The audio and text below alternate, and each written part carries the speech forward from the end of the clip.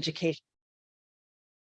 So part of the Trinational Coalition is every 2 years we have a conference that brings together union activists, community members, students from the 3 countries to work together to identify the key issues facing public education and identify strategies for campaigns and work and solidarity across the unions.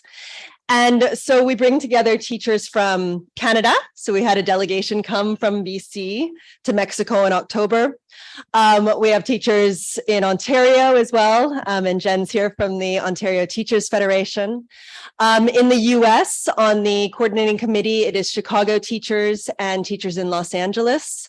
And then in Mexico, it's the CENTE, which is the National Education Workers Coalition, involved as the Mexican section of the Trinational Coalition.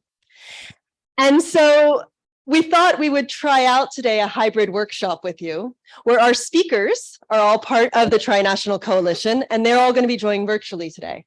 And they're going to be sharing their experiences on the theme of a public education to rebuild community. And that is the theme that was a part of the conference where we came together in October. And we talked about how empowering communities to protect environmental rights and economic and social rights is so crucial at this moment. And we talked about how politics is a key arena for that fight for public education. And that school should be an open space for deliberating our communal life, our values, a space for subversion and resistance, and debate and consensus building based on differences and discussion and debate. And so today's speakers will pick up this theme in the context of their communities, their work, their unions. So we will hear, I have them on the list, the order that we had them on the program. So we will be hearing first from Jennifer Seif, who is from the Ontario Secondary School Teachers Federation. Jen can wave to everybody on the screen there. There we go. Then we have Moise Boani and Victoria Rosario, who are joining us from the Chicago Teachers Union. So if I can get the 2 of you to wave. Hi. And then we have Pedro Ambris, who is joining us from Section 18 of the National Education Workers Coalition in Mexico. So Pedro, hello. And yeah, so we're going to have each of them present for probably 8 to 10 minutes. I'm going to try to be pretty strict on time, everyone. So if I cut you off, sorry in advance. Okay. And then we'll have some time for questions and discussions. So I will turn it over to Jen. Wow, that's amazing. And you know, the funny thing is I didn't realize you were going in order of the program or the flyer, because I have to say, when you say you're going to give me some steam, I have, well, first, let me just acknowledge where I'm coming from today before I start. And introduce myself.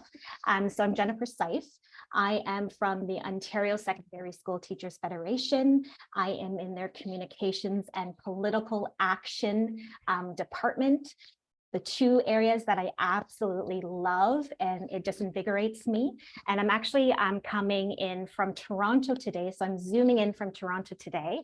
And so I just want to acknowledge where my feet are planted. And I'm in the Mississaugas of the Credit in Anishinaabe, the Chippewa, the Haudenosaunee, and the Windot people. So I'm very fortunate to be sitting here so that I can be with you in this space today. And my pronouns are she and her. And so thank you so much again for inviting me. I'm actually one of the newbies on the Trinational. And I have to make this an audible. I just came back from the Canadian Labour Congress convention. And so literally today. And so I'm still, you know, vibrating from all the energy that was in that space. So yes, Andre, please keep me on time, because I might just keep talking and talking and talking, because I'm so inspired by all the conversations that I had this last week. 5 days of nothing about organizing, talking about how we're going to make public education better. So no problems if you need to cut me off. So I thought, I love quotes. Because quotes are very inspiring to me. So there's a quote that I do. I'm just going to read it off my phone. It states, "There is no power for change greater than a community discovering what it cares about." And I'm going to read that again. There is no power for change greater than a community discovering what it cares about. And this quote's by Margaret J. Wheatley. And the reason why this quote grounds me is because oftentimes I found that we operate in silos, right? And so the organization that I work for, OSSTF for short, I don't know which way I'm pointing, but Better Schools, Stronger Communities. We're really refocusing our efforts and our communication strategies and working with and for and serving the communities that we serve in order to build public education, especially, unfortunately, due to some of the issues that are uprising because of our provincial government with the underfunding, the cuts and things of that nature. So now we've kind of pivoted to having these conversations. So we're taking the inner baseball, the things that we know about, the things that we're passionate about, and how are we communicating it to the communities in which we serve, as well as vice versa. How are they communicating to us those things that are important to them so that we can work together to build this system up? So in a nutshell, we're looking at how do we communicate? How do we elevate and validate the concerns of our respective communities? Because recognizing that communities are very, very individual, having very, very different needs. So how do we identify those needs? How do we plan to have the conversations? And once we have the conversations and we receive the feedback, how do we actually articulate that into real, true planning with action? So it's not just about the lip service. How do we go forward into action? As well as relationship development, building and sustainability of relationships, showing up for the communities. How do we show up? Where are we in those spaces? And what we have acknowledged is that many of our members are in the spaces already. They're doing the work in their communities. So how can we leverage that? How can we show up in the spaces that we're already in to have these conversations? So then we looked at tangible actions and we just said, let's talk about it. Let's just put it on the table. What is happening in the province? Let's just put it on the table, because many times these are issues that go over people's heads. They don't understand what's happening because it's the political aspect of everything is not transparent when it's being articulated. Most information, and I speak as a parent and a grandmother, most information that I see that my counterparts get in my social circles are those 30-second nuggets of information that they catch on social media. So there's not that diving deep and analyzing and critiquing what are these policies that are being acted by the government? What are these cuts? What are the impacts of these cuts on our respective communities? We're just really relying on that information, that short, sweet, that we think is giving us full information. And oftentimes it's not. It's being catered to whatever clicks that we're doing. So how do we actually make sure that our communities, the school communities, are having these talks and dialogues? So what we did, we started out with a plan. So we do have a community organizer that was hired at OSSTF. And based on that, we have a community organizing ad hoc work group. And these are members that are connected to the respective communities that has given us some, forethought and ideas on how to have these conversations with communities that they are working with extensively. And then we've taken it a step further. So now all of this information, we are now going to have another cohort of members that are in their communities. How are we going to implement some of the feedback that we've received? How are we going to share the information that we know is pertinent to understanding what this government is doing? How do we do that? And we marry that with social media.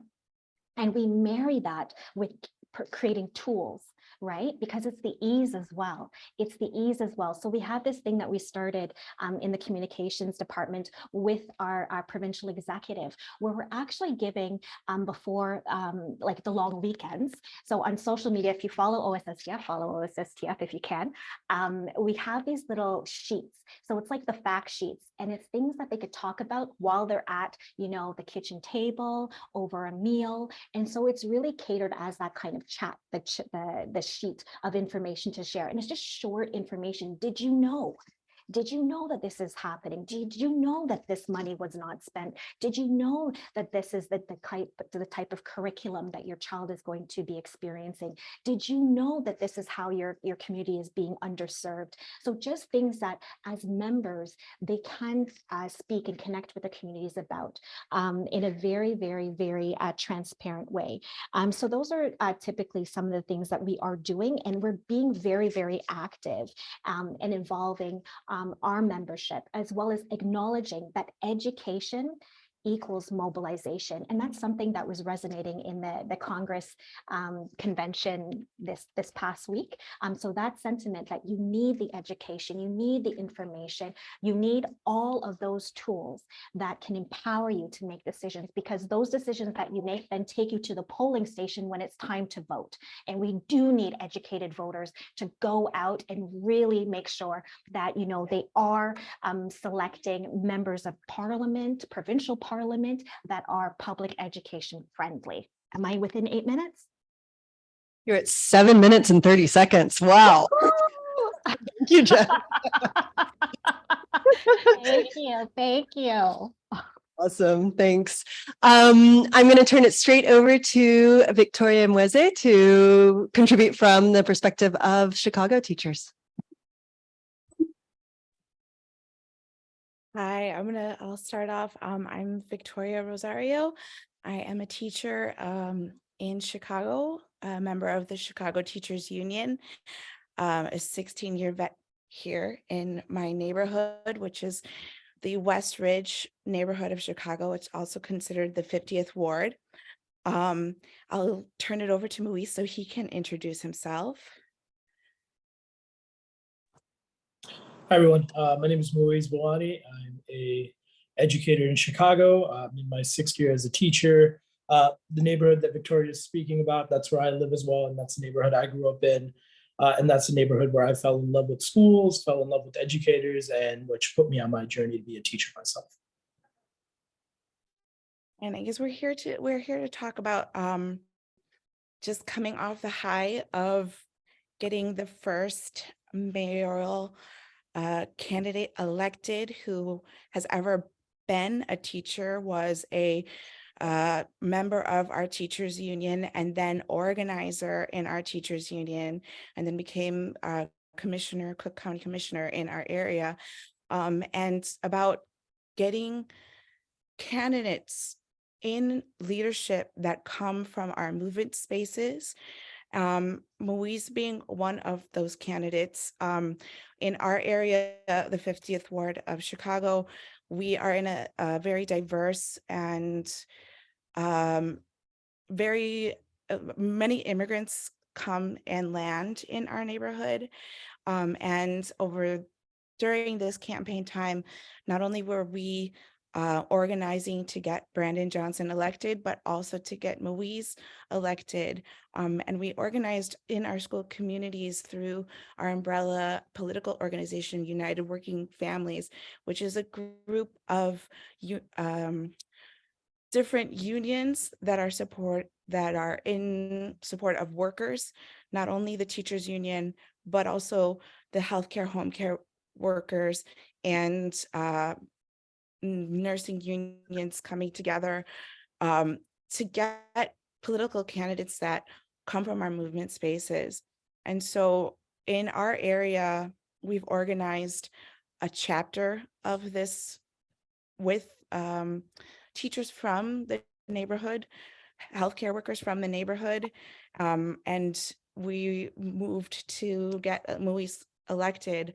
Unfortunately, during this time, we did not win that election, but we worked to create leaders in our community to go and talk to our community members about, what are the issues that are important to us as a community, things like housing, and we learned community safety. We learned fully funded education, safety in our jobs, and most very important, that something that has been ignored, mental mental health services in our area. And so by talking through our community, we did workshops, we've done door knocking. We were able to have ground, I'm losing my words, have momentum around not only Muis, but also Brandon Johnson. And I'm gonna let Muis talk for a little bit. Yeah, thank you, Victoria. It's incredible to be sitting here. We're less than 48 hours away from Brandon Johnson being inaugurated as mayor of the city of Chicago. Not only an educator, but a union organizer, and someone, one of the narratives that I think about a lot when it comes to Brandon's victory is Brandon used to teach in a school where students were watching from out their window, their homes being destroyed because this was a neighborhood that was closing down, affordable housing, closing projects where people in our schools, right? The majority of our students in that area were from. And this was a neighborhood where people were being forced out for the rich and the wealthy to move into this neighborhood. And Brandon, as an educator, saw the impact of neoliberalism, saw the impact of what it meant to close the community. Because there's a reason in Chicago why they attack schools. Starting with Rahm Emanuel going for 54 schools, closing 54 schools, and intending to close more than 100. And what we've seen, over the last 12 years with the Caucus of Rank and File Educators, the Chicago Teachers Union, has been an attempt to understand that educators in communities are part of the struggle that each and every one of our families endure, that we don't go home once the day ends, and that we all see ourselves independent of the conditions our young people are going through. What we've seen in Chicago these last few years, which is just, it's something for me to really view, because I was a Chicago public school student. And I remember seeing my teachers at a young age care about me and my family that had immigrated from Pakistan and care about our housing conditions. As a kid, I was evicted 3 times. And I understood that very often, this city that we love will not love our kids back, not love ourselves back. And then that's been the struggle that I've understood over the last 10 years, the last decade, of what it means to be an educator. And it means getting into politics. It means getting into your community. It means saying to yourself that, if your students are unhoused, if your students have food insecurity, if their parents are struggling, if there's job insecurity, if mental health is being ignored, that these are things that we are not going to accept. And that's what this project still continues on, because we also live in Chicago, where we have the Chicago Teachers Union, but we also have the University of Chicago and its role in neoliberalism, right? We also have Brandon Johnson's victory, but it's a response to Rahm Emanuel closing 54 schools. It's a response to Richard Daley and the Daley family segregating this city and continuing to ensure that Black and Brown families that make up 90% of our district are continuously forced to have the bottom of resources. It's been incredible to see what community organizing can look like, to see that educators, nurses and social workers, all people who have a stake in a community and the well-being and the ecosystem of a community, can build something beautiful. So, Victoria and I have been lucky to witness this. And I still am deeply happy that we're going to be celebrating Brandon's inauguration, but I also know, as is the tradition of every good thing, that there will be a rapid fight to make us swell back, right? That every single gain that we have, the opposition side, the neoliberal side, will fight back. How are we on time? You have about 2 minutes. 2 minutes. If there's anything else you'd like to add. Thank you. I just want to hit home again that as we move forward in our organizing, our demands are our community's demands, that we center them first. And just like good pedagogy is with teaching is student-centered, it's reflecting our students, lifting their voices. It's also lifting the voices of our community, having that dialogue with community on what's important to them and uplifting them. And so that is really at the heart of everything we've done so far. It started our chapter organization of United Working Families started before the pandemic, but then continued through the pandemic and responded to every community need that that arose. And so just that's what's really important. So thanks. Amazing. Thank you very much, Victoria and Moise. I will turn it straight over to Pedro. And for everybody in the room, you'll need to turn on your transmitters and you'll hear the translation as Pedro is speaking.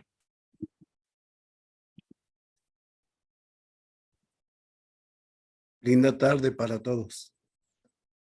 Un saludo desde la cuna del Imperio Purépecha, Zacapu, Michoacán. Yo voy a hablar de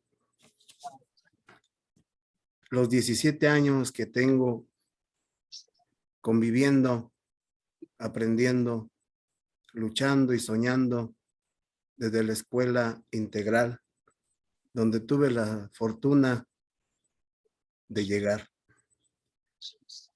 Quiero decirles que esta escuela se funda de una de las maneras más hermosas, que es a través de la lucha de la Coordinadora Nacional de Trabajadores de la Educación de la sección 18 de Michoacán, una de las más combativas y de los sindicatos más dignos.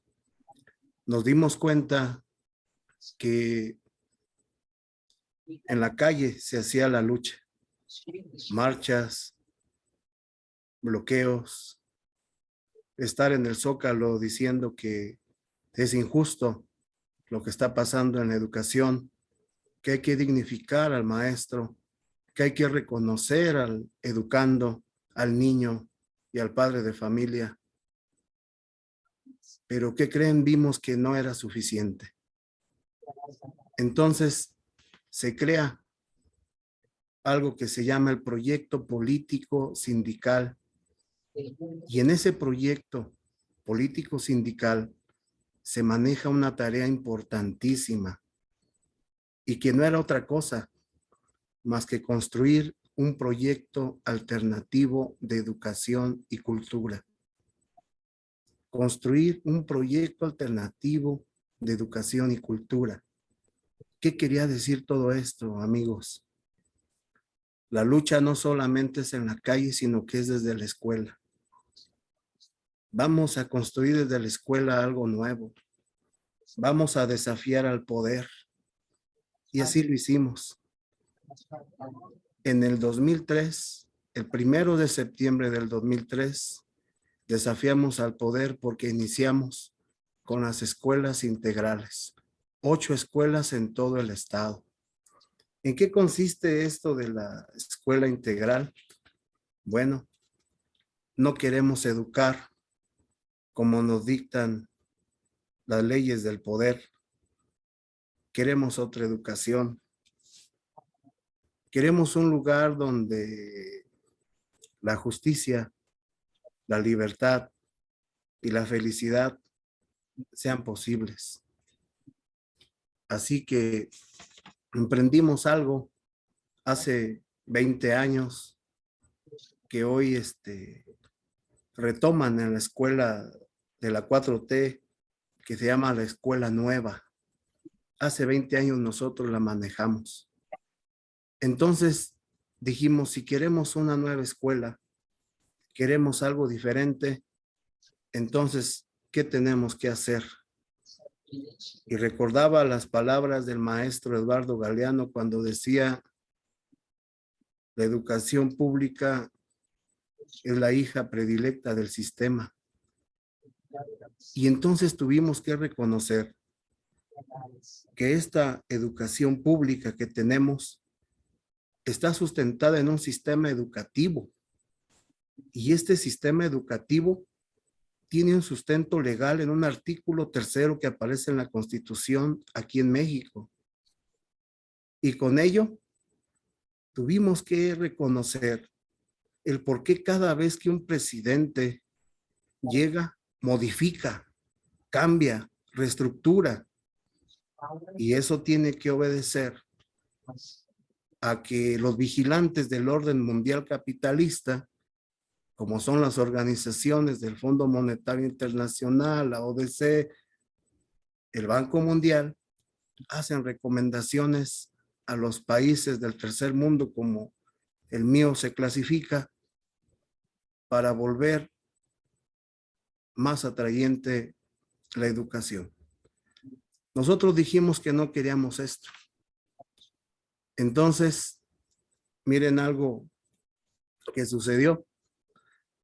Los países con más alto índice de pobreza y de violencia, los estados, perdón, con más alto índice de violencia y pobreza, como son Michoacán, Guerrero, Oaxaca y Chiapas, nos propusimos hacer una alternativa educativa y hoy se tiene. En Chiapas, las escuelas zapatistas, en Guerrero, las escuelas altamiranistas y en Michoacán, las escuelas integrales. Dijimos que no queríamos más verticalidad en las escuelas. Entonces, ¿qué hicimos? No aplicamos los libros de texto de la educación pública que se manejan. Nosotros trabajamos con un proyecto alternativo que se llama PDCEM y que se ha construido a lo largo de más de 20 años y es un proyecto democrático de educación y cultura donde encierra los saberes contextuales, la libertad de dar la cátedra. Quitamos toda la relación vertical para ser horizontal. Nosotros no tenemos director, tenemos coordinador y se nombra, se elige cada año con los padres de familia, con los muchachos, con los niños, con los educandos y con los maestros. Porque nosotros creemos que el poder pudre la sangre y el poder es un tema muy delicado que luego nos gustan las canonjías que tenemos con el poder. Cada año se quita. La relación de los maestros con los jóvenes también es horizontal con los padres de familia. Nosotros trabajamos con una transversalidad de contenidos y de maestros. ¿Qué quiere decir esto?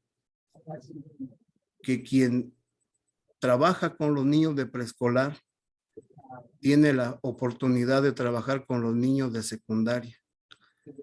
No hay una especialización de grado, de decir, a ti te corresponde sexto y tú con sexto. No, yo trabajo en una escuela marginal, donde todos los niños son míos. Todos los niños son míos porque a todos los niños paso y les doy un poquito de la experiencia que sé. Y es algo hermoso, porque te vuelves padre de todos, te vuelves familia de todos. Les quiero decir que nuestro eje rector es la historia, pero la historia del pueblo, la historia crítica, no la historia oficial que borra elementos importantes, que borra a los héroes y los vuelve villanos, y a los villanos los vuelve héroes. Tenemos libertad de tiempo para expresar el tema como nos guste. Tenemos algo maravilloso que es el encuentro con la palabra y que lo voy a comentar rápido y es muy valioso. Miren, en nuestra escuela no hay bardas. En nuestra escuela entra cualquiera por cualquier lado. La escuela es de la comunidad y para la comunidad. Hay esos filtros donde tienes que pasar por un guardia de seguridad, por una persona que está al frente, por otro para llegar a ver al maestro. No, en nuestra escuela llegas por cualquier lado, por cualquier flanco y te puedes entrar a la clase de quien sea. Si eres padre de familia, si eres una persona de la comunidad, si eres una persona que está vendiendo nieve, llegas y te metes a la clase de cualquiera, porque esa es la comunidad. Encontrarte, vivir con ellos, sentir su sudor, su esfuerzo, su trabajo, su dolor, su alegría. y creo que lo hemos logrado. Les quiero decir que no nos limitamos a la convivencia con la comunidad porque no sería suficiente.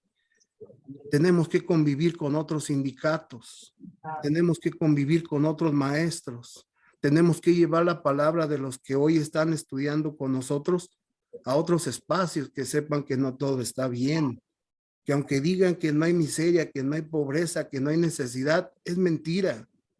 Nosotros la vivimos día a día. Nosotros damos de desayunar y de comer. Tenemos los 3 niveles básicos que se plantean aquí en México: kinder, primaria y secundaria. No cobramos nada, una sola cuota no se cobra. Los maestros estamos haciendo rotaciones para dar de comer con las madres de familia. También les quiero compartir algo muy bonito. Al inicio del ciclo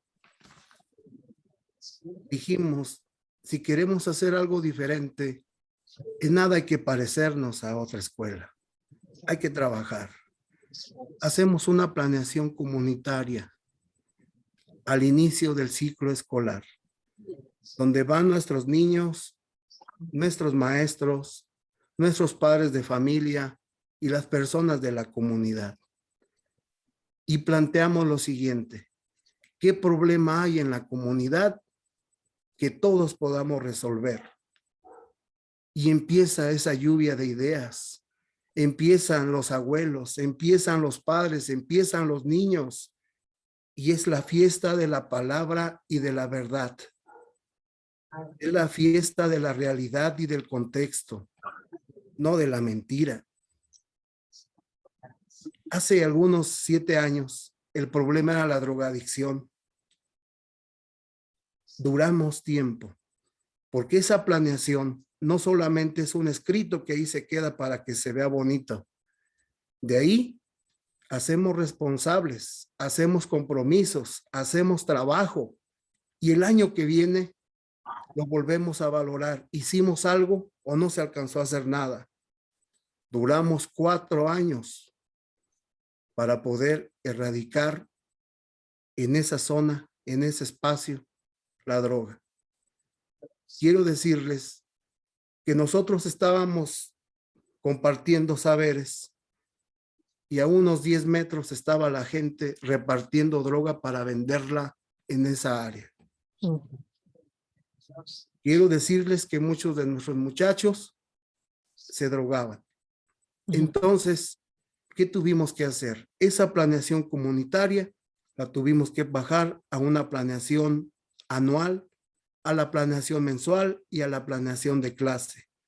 Hoy en día, con gusto les quiero decir que erradicamos la drogadicción en ese espacio. ¿Qué nos tocó hacer? Enfrentar.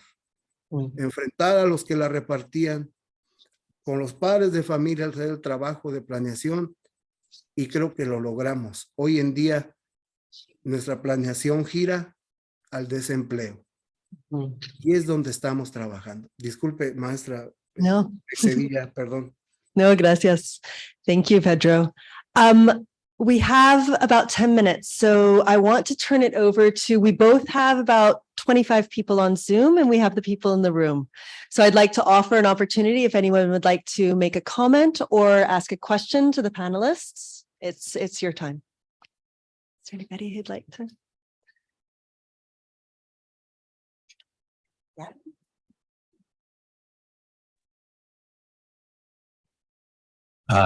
Stephen Price. I'm in West Vancouver in British Columbia. This is a question for my colleague in Mexico. You said that the school was a true community school and totally open to anybody coming in. How does that work? What if I'm teaching as topic at the time? So can you describe a little bit more, because that's a really interesting philosophy to approach from coming from where I'm teaching.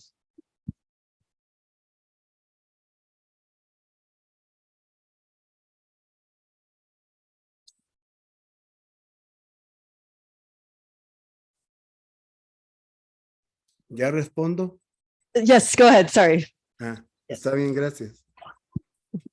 La escuela integral se funda con una filosofía de que la escuela es de todos. La escuela no es propiedad del maestro, la escuela no es propiedad del gobierno, porque al final de cuentas, con lo que se ejerce de las contribuciones, de los impuestos, de ahí se pagan las escuelas públicas.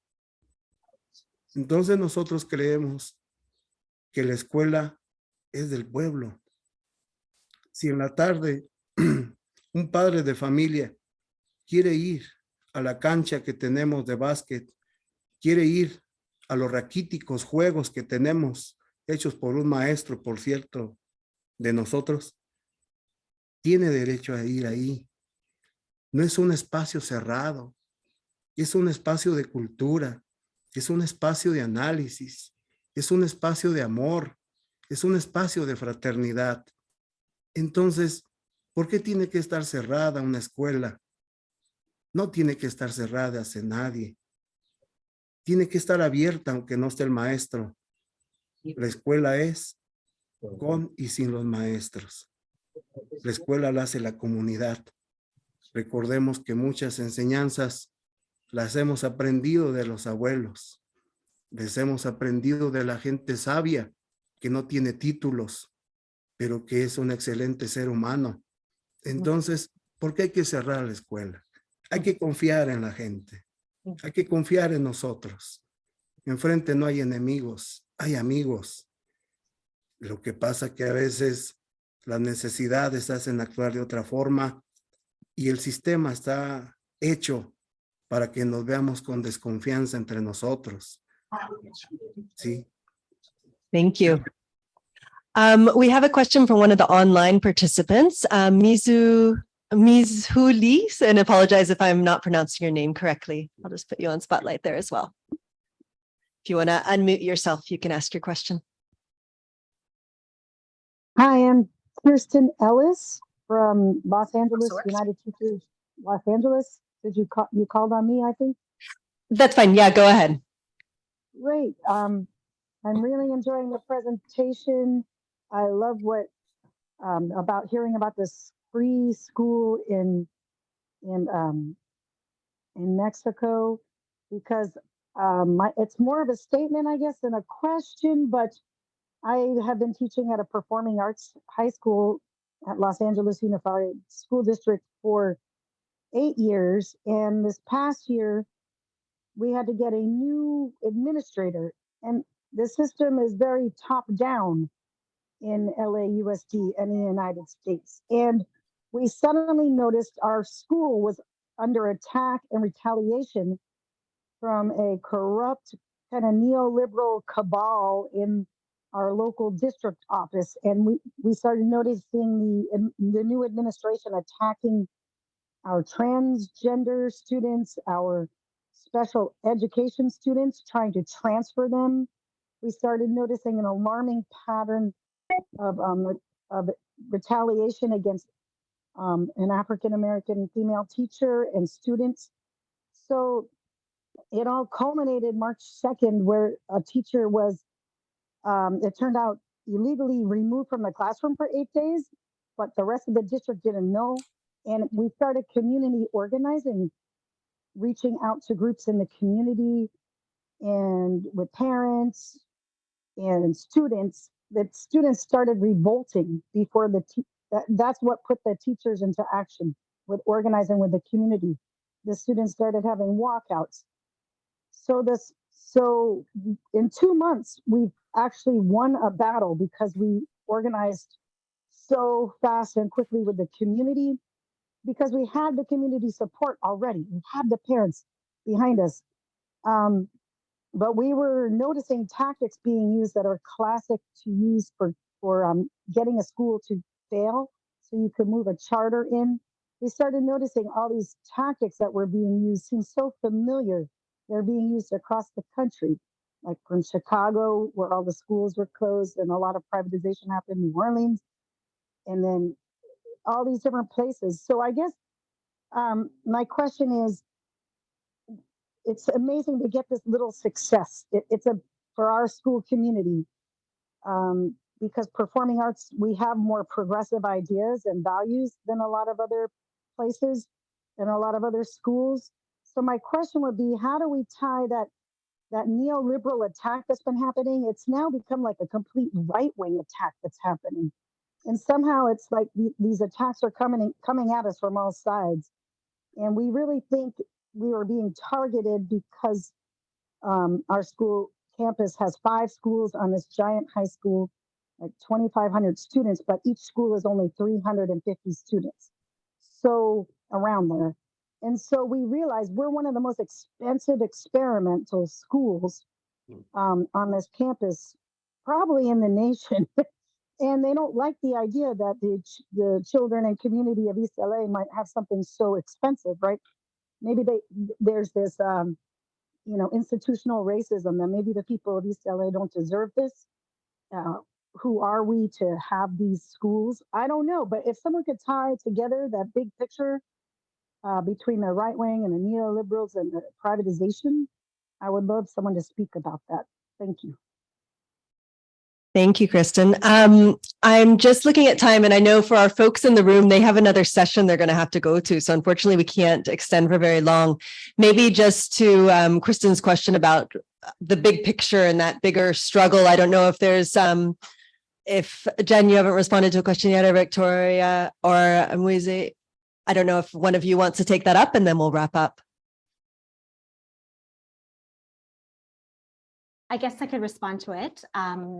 Just, how do we address it? How do we address, you had mentioned earlier, the hate? How do we address mobilizing against, the government that is coming after public education? And once again, I think it's really, like my counterparts on the call said, it's centering these communities, centering what their needs are, understanding, in order to progress, there needs to be funding. In order to progress, there needs to be like-minded people elected into government, right? That aren't going to go out en masse and attack the students, that aren't going to go out en masse and attack the educators, that are going to rally around the things that are important to make sure that every student, regardless of their needs, regardless of anything, their economic, socioeconomic background, their race, anything, that they are treated as a whole being, a whole person that has a right, an actual right to be able to access education in the way that meets their needs, not government's. Thank you, Jen. And Muiz? Yeah, I believe everybody, amongst the speakers have probably dealt with the variation of this. I think we saw a culmination of neoliberalism and the right wing, come together in this election because the candidate running against Brandon Johnson was Paul Vallis. This is someone who, during the campaign, talked about, we're like Saudi Arabia when it comes to being by the lake and privatizing water, right? And his background or his climb to fame was being the budget director of CPS. And on top of that, this is someone who failed everywhere he went. He was put in charge of New Orleans after Hurricane Katrina. He ushered in charter schools. He was fired in Philadelphia. He was fired in Bridgeport, Connecticut, and he kept failing forward because he made comments against trans students. He made comments against Black students, against Latina students, every single type of community that he could find that would embrace him, he went for, and that became this partnership in Chicago where we saw neoliberalism and we saw the right wing run a candidate.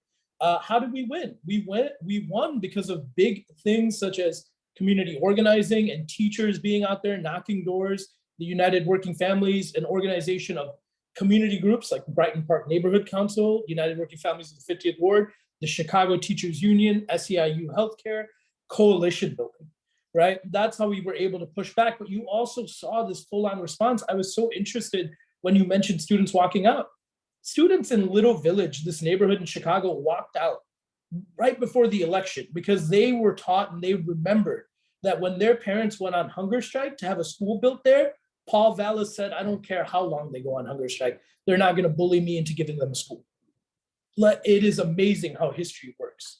And the reason we were able to respond against someone who seemed like inevitable, right? Because he came from the dailies, he was from the schools, he failed everywhere. But in this rising time of right-wing politics, we push back because of community organizing, parents, students, teachers, nurses, social workers, the community. Perfect. I think I am going to have to wrap up because of the time constraint for the folks in the room. I just want to, I think something that Muiz, you said there's a reason they go for schools. And I think that's something that's resonated for me as all of you have spoken, because you've spoken about the alternative pedagogies and visions, Pedro, that get formed in schools and that teachers lead on. You've talked about organizing in communities, Jen, and that work to build coalitions like Victoria and Muiz were just saying. And I think there's so much strength there. So I just want to thank everybody who's here in the room and thank our speakers and our translators. Alex and Natalie's online. André, yes. André, una propuesta, rápido, 30 segundos, una propuesta, ¿se puede? Just 1 second, we have Mari-Luz. Mari-Luz is one of the founders of the Trinational Coalition, so I think I'm obliged to put her on now. 30 segundos. She would like to, yeah. Mi propuesta, primero es invitarlos a que visiten la página web de la coalición a todos y todas. La segunda es que estos espacios son muy importantes, que pensemos en hacer sesiones donde se presente una sola experiencia y tengamos 1 hora para discutir, platicar, etcétera. Una sola experiencia. Y la otra es que hagamos intercambios de visitas a las escuelas con grupos de profesores y profesoras de un país a otro. Gracias. Thank you. And thank you to everyone. That's your day.